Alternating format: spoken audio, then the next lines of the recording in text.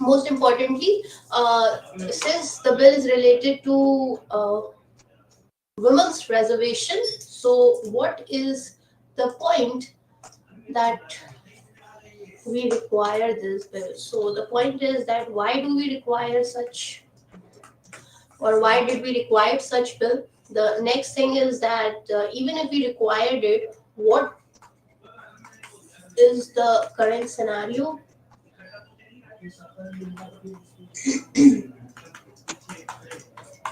And most importantly, why did it took so many years? If it was introduced earlier, then after so long, why did it, it took 27 years? Why? So we are going to answer all these questions in this analysis. Okay. Now, what is the need?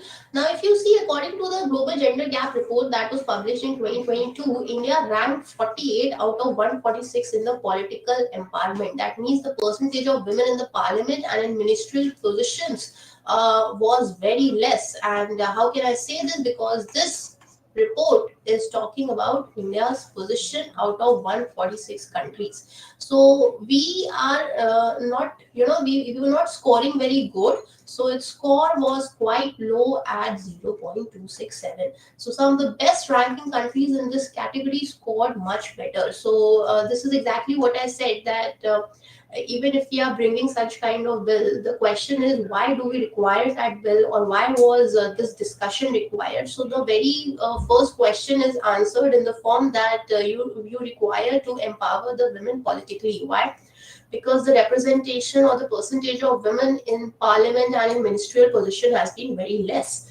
And this is not something that we are saying in a layman term, but we have got the backing of the Global Gender Gap Report of 2022. So this report has been talking about what India's position in Global Gender Gap Report, where the women's representation is parliament is concerned. So some of the best ranking countries in this category score much better. For instance, Iceland is ranked 1 with a score of 0.8, and Bangladesh is ranked 9 with a score of 0.5. So I think we really required this bold step, because if Bangladesh is ranking 9 and we are 48, so I think it requires a deep concern and analysis in the topic. Now, women's right to self-representation and self-determination.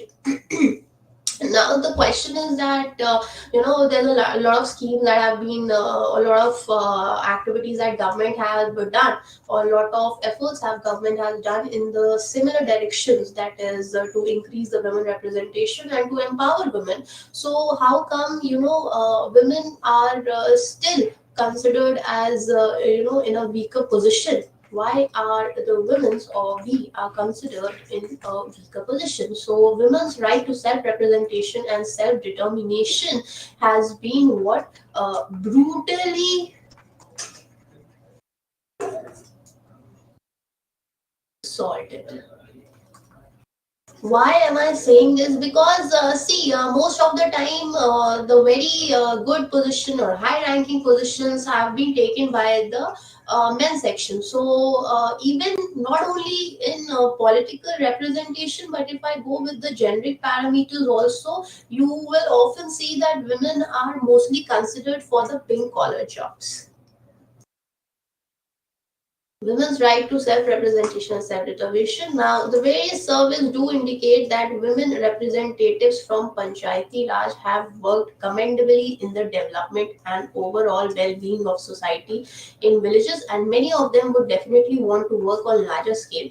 However, they face various challenges in the political structure that is prevalent in India. This is exactly what I am saying, because it's not only, if the news is related to political empowerment, but if you go with the general analysis with respect to the society section, what you will see is that it's not only about women being confined within the four boundaries or within the four walls of the house. It is more of a fact that we are also considered suitable only for certain sector of jobs. That is what I call as pink collar jobs. So a political structure is such where we have been facing various challenges.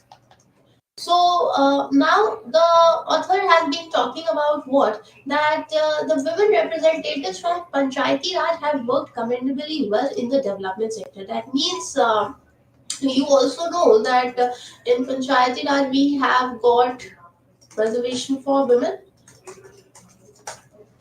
Now when we have got representation of women over there, so what we found was that when the women representatives were there, it has worked commendably well in the development and overall well-being of society in villages. So if you see when we have got women's representation in Panchayati Raj, and what is happening is that when women is represented there in Panchayati Raj, and they have given this work to work for the well-being and the development of that village. So what is happening is that we saw that they performed commendably well.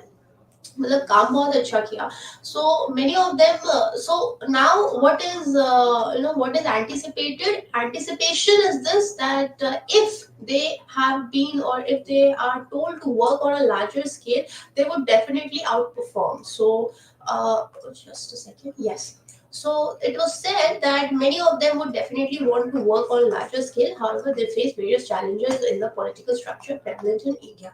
So if you want to just get the overview of what kind of challenges are there in political structure. So yesterday in my analysis I've also talked about what changes are required in the parliamentary discussion. So I talked about that there have been various incidences where in the state legislature especially, that they sorry, MLAs have been throwing mics over each other.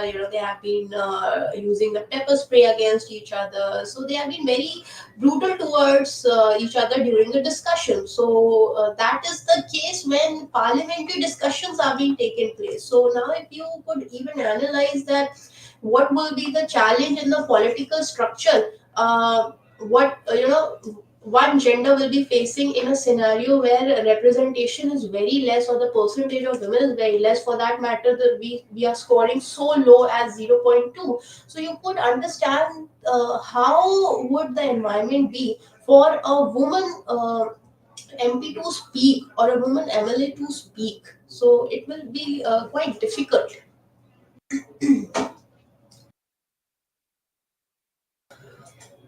Now, I discussed with you what were the challenges. Now, I'll be talking about what is the scenario of women's representation in politics in India. That means what is the present, or what is the scenario? What is the scenario of women's representation in politics in India? So we just got with the analysis that what World Gender Gap Report, Global Gender Gap Report has told us about. Now we'll be talking about the status of women representation in politics in India. So patriarchal social norms and mindset have historically allowed women to be marginalized and exploited in India. How is this happening now? Beginning of social reforms and involvement in the struggle for freedom.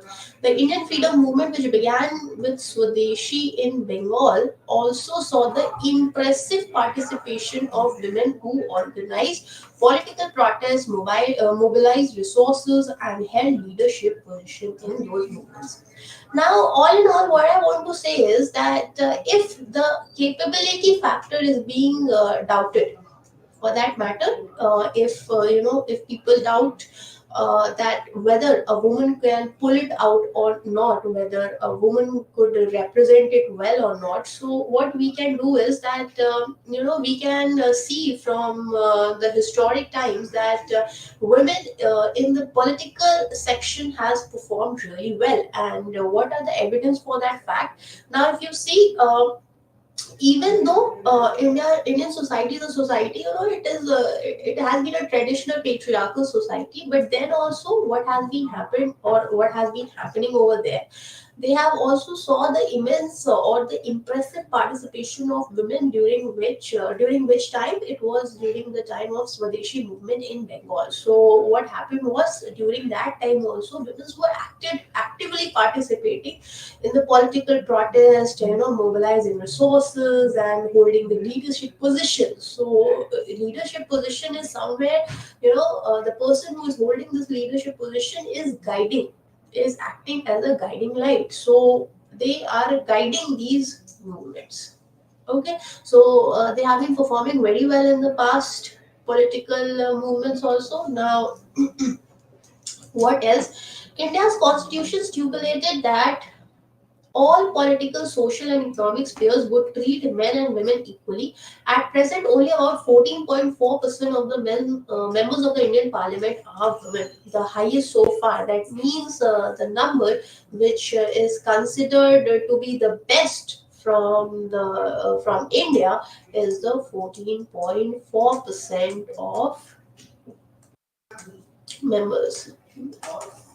That means this is the best number that we have saw what members of Indian of women's that are participating in the Indian Parliament. So which is the highest, which is the highest. Now, according to the Inter-Parliamentary Union, India has a fewer percentage of women in the lower house than its neighbors such as Nepal, Pakistan, Sri Lanka, and Bangladesh. So I think if these countries are outperforming us, then I think we really required a check on our own practices, that where we were going through. So if these countries have outperformed us, this bill required a serious check on. So thankfully, the bill has been passed. At least what could be least expected would be that the representation at least will increase, and once the representation increases, the development factor will definitely grow up. Acha, why did I say that the development factor will grow up? Because there are certain areas and fields of development which women could understand better. For example, all those women MPs who will be coming from their regions, they would definitely know the scenarios where the vulnerable sections are lacking. For example, the women, the child, for that matter, the elderly crowd, because these are the genres where these women have been, they have been constantly in reach with. Fine. So, as per the latest Election Commission of India uh, data as of October 2021, women represent 10.5% of the total members of parliament. So, according to the 2021 data, it was saying that 10.5% of the total members of the parliament is what is the women representation. Now, the scenario for women members of legislative assembly across all state assemblies in India is even worse. So, with the national average being a pitiable 9%, in the last 75 years of independence, women's representation in Lok Sabha has not even increased by 10%. So, if you see, what I am talking about is that in the last 75 years, what has been the number? Based on that number, women's representation in Lok Sabha has not even increased by 10%. So this scenario itself is, very questionable. Why? Because in past 75 years, if we have not even able to reach forget about reaching a mark. I would say if we are not even increased by 10% from our past scenario, I think this bill or this passing of the bill has came at a very very late step. I think it has to be done much more earlier. Okay, so I have talked about the reason why we required this bill, or why we required this bill to be passed. Then what was the scenario of India? Globally also we have seen, with respect to our neighboring countries also we have seen, we have also found out what has been the India's Indian women's participation in the political scenario with respect to the historic times. That means during the when British rule was there. So then also we saw that women have been participating actively well in the struggle of freedom. And then we saw what we studied about the analysis that is going or that is happening in the present day time.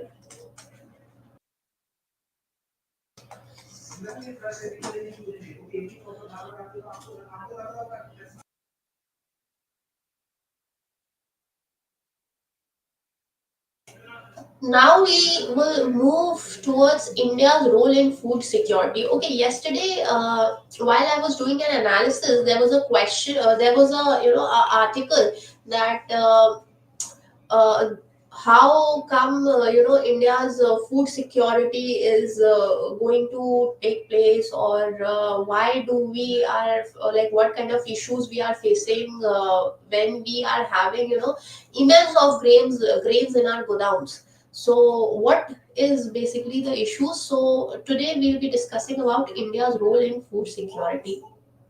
Now the question comes ki what were the causes of food insecurity? So Russia-Ukraine war crisis, you people also are aware to that fact. Why? Because the global food crisis has been made worse by growing number of food trade restrictions. So the one reason was food trade restrictions.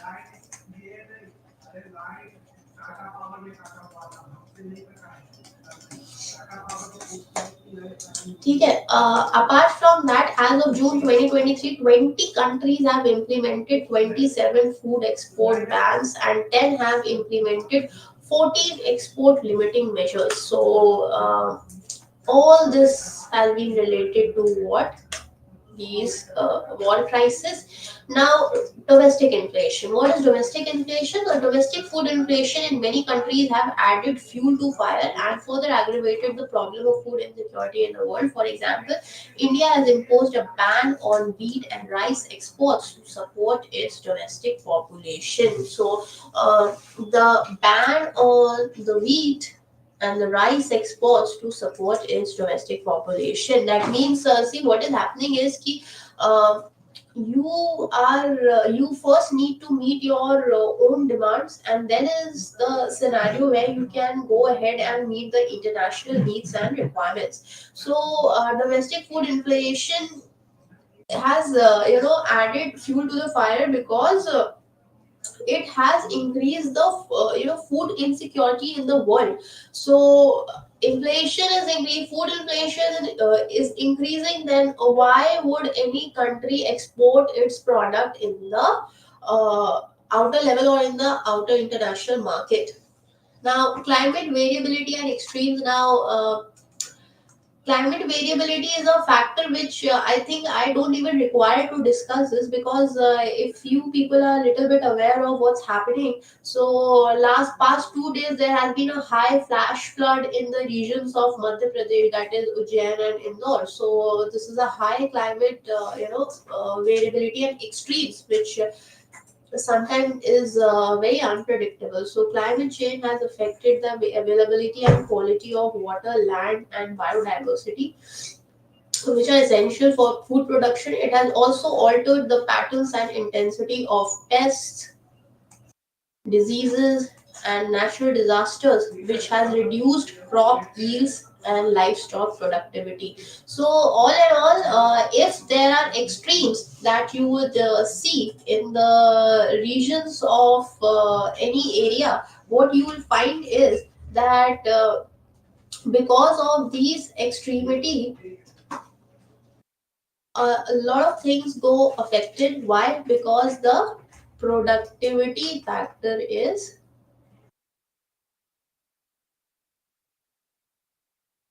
reduced.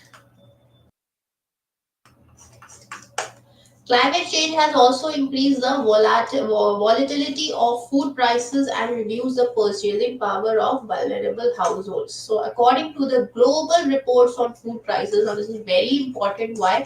Because whenever you are telling about anything, you need to tell it with the fact which are evident to you. So, it says that according to the global report on food prices, weather and climate extremes are the primary driver of acute food insecurity in 12 countries in 2021, affecting nearly 57 million people. So, one thing we are very sure about that climate plays one of the major role.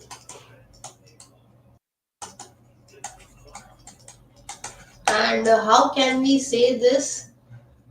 We can say this depending upon the global report on food prices, which shows that weather and climate extremes are or were the primary driver of acute food insecurity in 12 countries in 2021.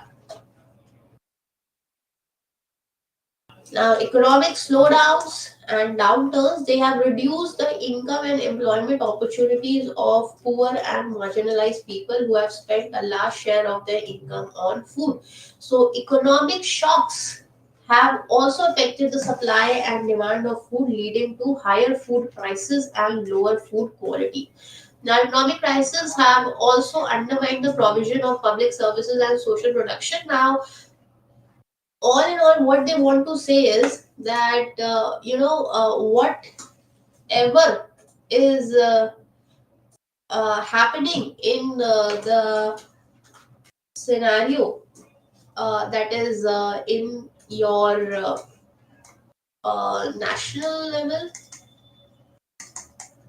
for that matter any country. So what is happening is that any kind of economic shocks that your country is witnessing, for us it would be India. So any economic shocks that India would be witnessing, or any economic crisis that would be witnessing, what is going to happen? This is all going to undermine the provisions of public services and social protection. Well, this is exactly what you people have been taught in globalization also, कि अगर एक चीज की वजह से this is going to affect the this is going to have a ripple effect. तो अगर if anything is happening in in any one dimension, what is going to happen is that it is going to provide a ripple effect to the other parts also. So this is exactly what is happening. That means economic slowdowns and downturns, economic shocks, economic crisis, all these are going to undermine the provisions of public services, and food security and nutrition will also get affected. Fine. Now, according to EU Science Hub report in 2023,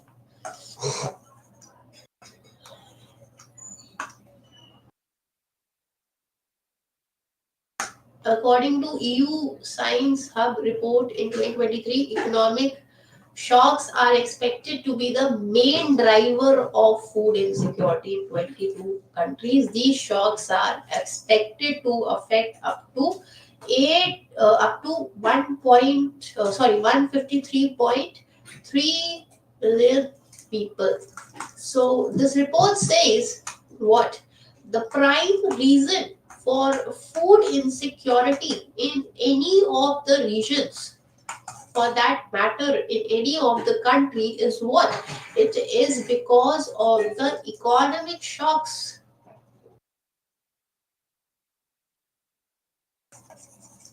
that a country is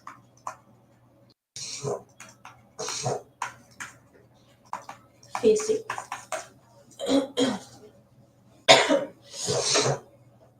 Okay, now how can this be checked, or how can this happen? So this is possible if you are able to establish a sustainable multilateral trading system. So what is the multilateral trading system? It talks about what you need to do is you need to improve the food system by strengthening the local, regional, international agri food value chain. So उससे क्या होगा कि when you are doing so, accessibility will increase. So their wastage could be checked. So accessibility increase हो गई, and once accessibility is increased, what is going to happen is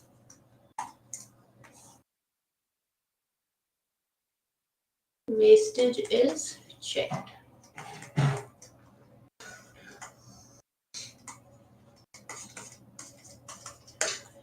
A sustainable multilateral trading system with the WTO at its core can increase market predictability and boost business confidence. So now the point is that you can introduce any of the systems, whatever you feel like, okay, this is how we are going ahead with it. This is how we can approach to it. But the point is, long term, are you able to maintain that consistency? Because if you are not able to make if you're not able to introduce that consistency, again your business model is going to fail. So what you require is that if you are introducing such multilateral trading system where accessibility is going to be good, so what needs to be done is that now you need to invest onto the business confidence, business boosting confidence also. Like how is that going to happen? So you have to read the market predictability. आपको पता करना पड़ेगा what is the demand of the market. Then you have to read what is the need of the people. How you are going to provide all the products into the market at the right time. So for that requires a business model, and for that you really need to work on. So this is what they are saying, that according to the World Trade Organization, if you are building onto these multilateral trading system, what you need to do is that you need to work onto the consistency part also, because that plays a key role now. Other than that, they are talking about promoting millets. Why millet? Because India aims to promote millet globally, even among the G20 members. So this becomes very important from the fact, because we had this G20 summit. So even among the G20 members, but it requires significant effort in terms of product innovation and dissemination to make it a staple food like tuna. Now, rethinking agri policies.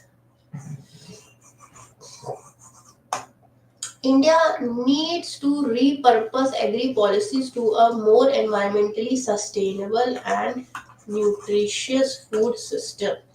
Current policies of open-ended and assured procurement with MSP for, say, paddy and wheat, coupled with massive subsidies on fertilizer, power, and irrigation, have caused damage to our natural resources, especially soil, water, air, and biodiversity. Now, what you see is that whatever agriculture policies, uh, India is framing on. So what is required is that you need to have a environmentally sustainable and nutritious food system.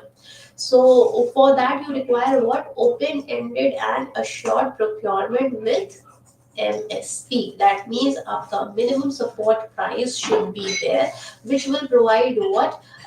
This will provide an assured procurement. मतलब ऐसा नहीं होगा ना कि wastage could be actually checked.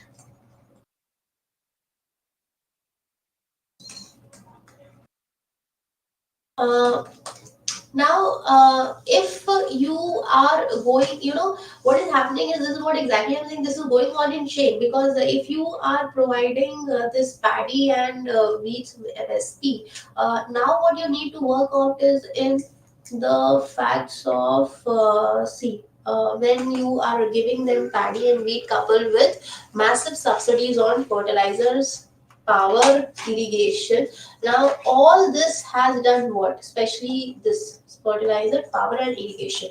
If you go down and read the reports of Niti Aayog, you will find that India has been suffering a lot or India has been suffering a lot with respect to groundwater exploitation.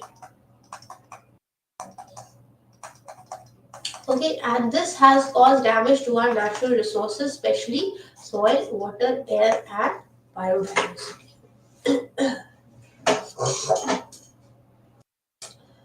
And now, before I move on to the next topic, I would also like to provide you certain analysis based on like what currently what government has done, or what is the current updates. Like, have we really done anything in the field of food security or in order to check the food insecurity? So yes, we have our government has came with a lot of many schemes and steps. One such is Mission Poshan.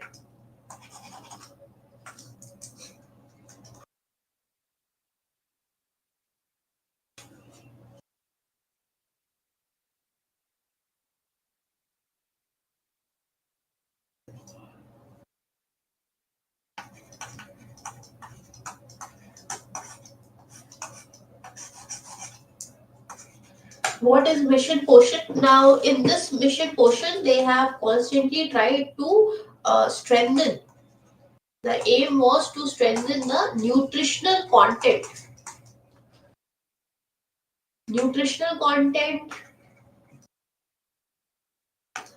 and also to provide a immunity and delivery of the products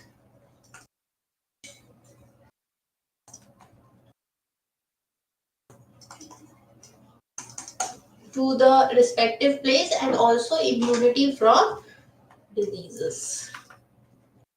So एक आपका mission पोषण 2 हो गया. Now what else? If you know of ICDS scheme, this is also important. You can have a deeper analysis onto this scheme. You have also heard about what midday meal scheme. Now, midday meal scheme, अगर थोड़ा सा भी पढ़ा हुआ है, you could actually know what is midday meal scheme.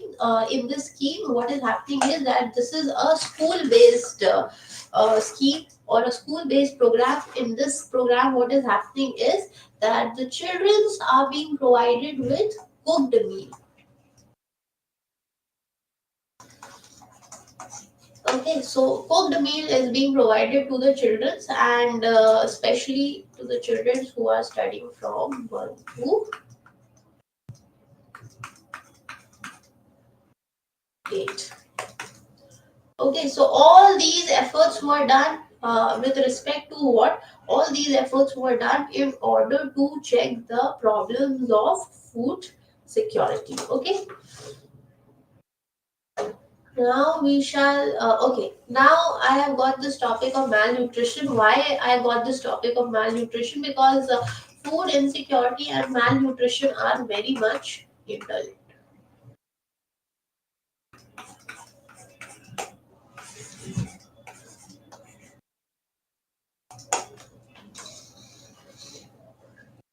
Okay. Now the point is, how will you define malnutrition?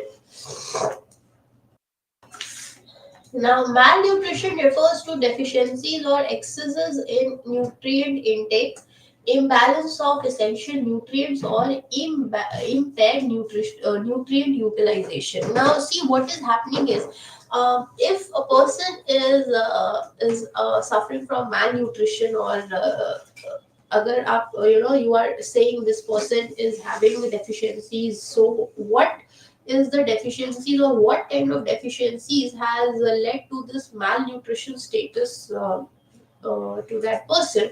So what you find is that malnutrition refers to the deficiencies or excesses in nutrient intake. So all in all, what you can say, it is a imbalance of essential nutrients. Now, the double burden of malnutrition consists of both undernutrition and overweight and obesity, as well as diet related non communicable diseases. Now, non communicable diseases, you have I have done this analysis in the past. That means yesterday also there was a news regarding NCD, non-communicable diseases. What are your non-communicable diseases? All those diseases which could not be communicated, and for example, COVID was a communicable disease. But when it comes about non-communicable disease, your diabetes, hypertension,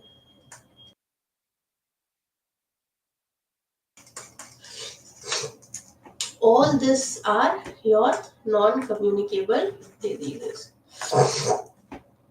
Now, the double burden of malnutrition is consisting of both undernutrition and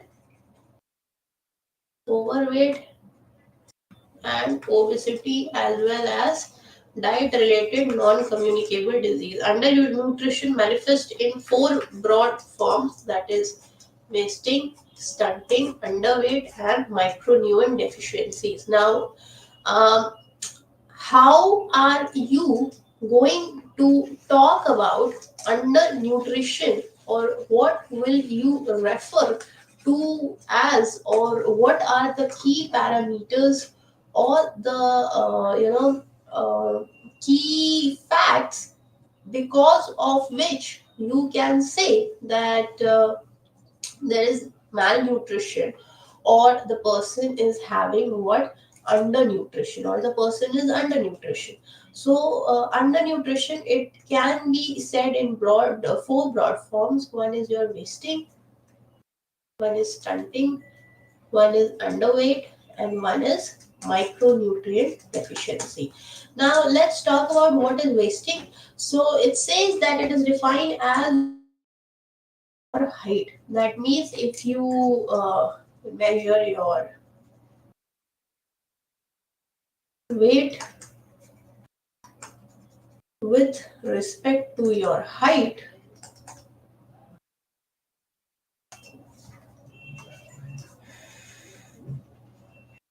what you will find is there is a mismeasure. It often indicates recent and severe weight loss, although it can also persist for a long time. It usually occurs when a person has not had food of adequate quality and quantity, and or they have had frequent or prolonged illness. Now, wasting in children is associated with higher risk of death if not treated properly. That means you cannot take it what, lightly. कि अच्छा ठीक है, it's okay. No, it can have a very severe effect of what, death also. Now, if I go with the stunting scenario, so it is defined as low height for age. That means your scenario, we were talking about weight and height. We were measuring weight with respect to height. Now, stunting scenario, where you are checking height with respect to your age. That means depending upon your age, is your height suitable or not. So it is a result of chronic or recurrent undernutrition, usually associated with poverty, poor maternal health and nutrition, frequent illness, or inappropriate feeding and care in early life. So what is the reason behind your height not being appropriate with respect to your age? So one is poverty. So very it's understood that if they are not going to get what, nutrients, so they are going to get affected. So poverty, poor maternal health, nutrition, frequent illness, inappropriate feeding and care in early life. So stunting prevents cognitive potential is what? Cognitive potential is something that your mental abilities to visualize something, to understand something, or to gain grounds with respect to calculation. Then I would say it also depends upon how a child could visualize things, how they could have these mathematical abilities. So all these potentials are also checked with respect to stunting. Right. Now the next scenario is underweight. Now what is this? So underweight is defined as low weight for age. So stunting was height for age.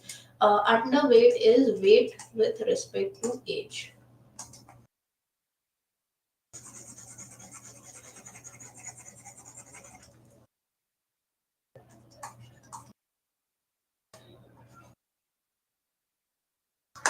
So a child who is underweight may be stunted, wasted, or both.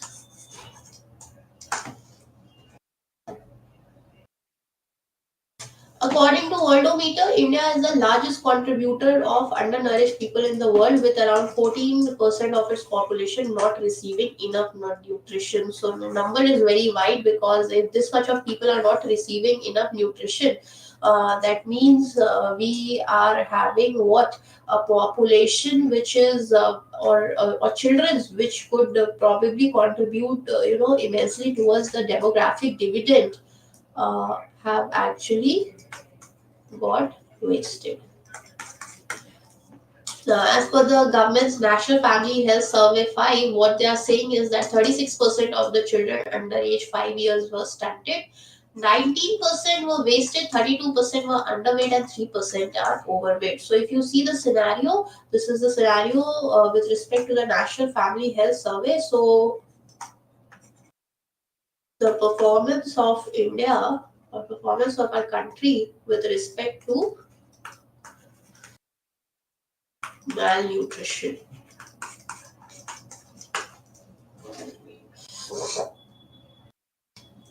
Now, if you see anemia, also referred to as low hemoglobin, affects a staggering 67% of children below the age of 5 years. So, the situation where you are having low hemoglobin, what is happening is that is affecting a staggering 67% of children that are below the age of 5 years. So, all those children uh, below the age of 5 years, what is happening is close to 67%. What are they facing? They are facing low hemoglobin. Now, anemia is much more prevalent in women, which is 57% of Indian women suffers from it as compared to 25% of men. So, when you check the ratio, it is 57% of Indian women suffering from anemia and 25% men. So, moreover, 19% of women and 16% of men under 50 are undernourished. Then again, you see the number, 19% of the women and 16% of the men under 50 are undernourished, while 24% of the women and 23% of the men are victims of obesity. Approximately, what is happening? 40% of the humongous population of 1.4 billion is malnourished. So, if you see, 40% of the humongous population of which you can say 1.4 billion are malnourished.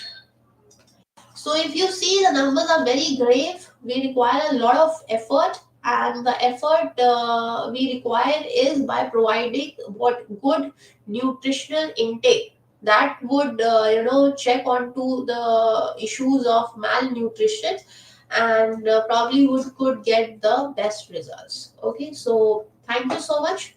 I'll see you tomorrow with the 20th September analysis. Thank you.